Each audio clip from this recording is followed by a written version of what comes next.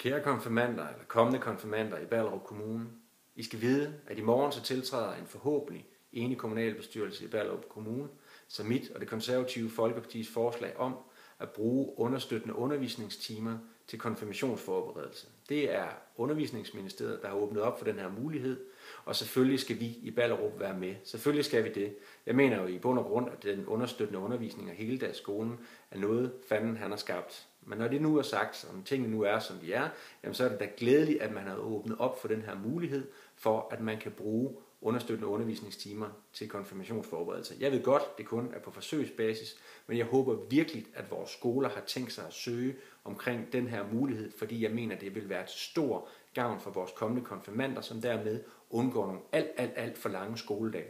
Så tillykke til jer. Jeg håber, I værdsætter det. Jeg har kæmpet min kamp for det, og jeg er glad for, at forhåbentlig alle partier i kommunalbestyrelsen har tænkt sig at slutte op. Så stort tillykke.